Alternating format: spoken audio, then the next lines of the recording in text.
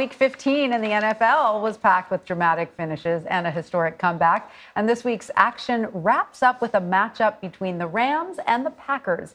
Meantime, the playoff race continues to heat up as the regular season comes to a close in just a few weeks. Ryan Harris joins us now to break it all down for us. He's a former NFL player and Super Bowl champion with the Denver Broncos. Ryan is now a CBS News Sports HQ contributor and radio host in Denver. Ryan, great to see you. Thanks so much for joining us. So walk us through what happened in Minnesota yesterday, the biggest comeback in NFL history as the Vikings came back from a 33-0 deficit to beat the Colts 39-36 in overtime. Whoa. How did this happen? What went wrong for the Colts? Well, it all went wrong for the Colts in the second half, but this is the kind of game, Tanya and Aziza, that makes football fans forever. We've all been down on our luck, no pathway to success, but then things start turning around. And after giving up a pump block for a touchdown and an interception for a touchdown, the Vikings started to find a way. It started with KJ Osborne, their receiver. Wide receiver Justin Jefferson, which if you know nothing about football and you see the Vikings, just walk in the room and say Justin Jefferson's a beast. He had the filthiest touchdown of Week 15. And then running back Delvin Cook had a breakaway screen in the fourth quarter to really get them in position to tie it up. Minnesota came back from unthinkable odds to win. And those kinds of wins, you two, that really builds a team in the NFL. It gives you confidence. You start looking at each other differently, like who can't we beat if we can come back from down 33-0 at the start of the third quarter? Everyone loves an underdog, right? Yes, and Ryan, Sunday night's game between the Commanders and the Giants came down to the wire with a potential controversial missed pass interference call late in the fourth quarter. Your thoughts on the play? Was it a missed penalty? And what does this win mean for the Giants' playoff hopes? Absolutely, it was a missed penalty, but all of us have gotten away with speeding at times. You only get the ticket if they actually catch you.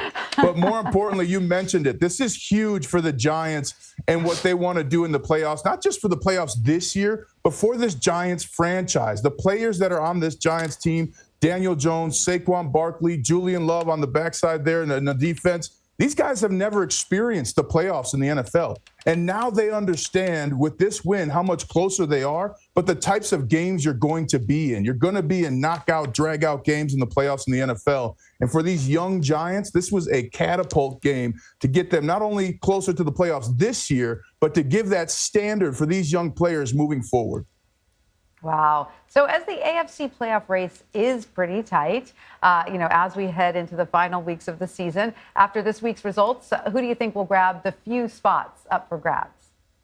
Well, after the Chargers' big win, I think they've now become sixth in the AFC. That's where I think they'll stay. If not, they might drop to seventh. But I think they're in. Also, big losses for the Dolphins and the Patriots. I think the Dolphins still have a chance to get in there and be in the playoffs. But some separation happening for the AFC and their teams, and it starts with the Los Angeles Chargers. But look out, too, the Tennessee Titans, they're going to get a spot just because it looks like they're going to win the AFC South. But I'm not sure that that's going to be the team that really is going to make its way in the playoffs. So a ton of opportunity for the wild card teams coming in the AFC.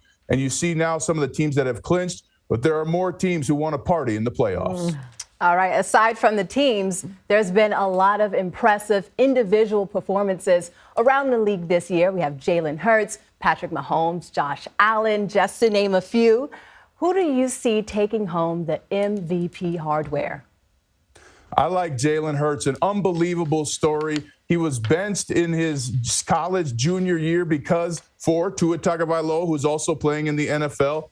Then stayed at Alabama, maintained himself and was ready to play, helped them win the SEC championship. Didn't get drafted in the first round, but now is running one of the best teams in the entire NFL in the Philadelphia Eagles, who had a monster win. But I'll tell you, too, something. Watching Patrick Mahomes in person, it's going to be tough to keep it away from him. My vote goes to Jalen Hurts, but I think Patrick Mahomes will win it, and he had another outstanding game yesterday against the Texans. All right, Jalen Hurts' name is ringing bells around the entire NFL, so we'll keep a lookout for that.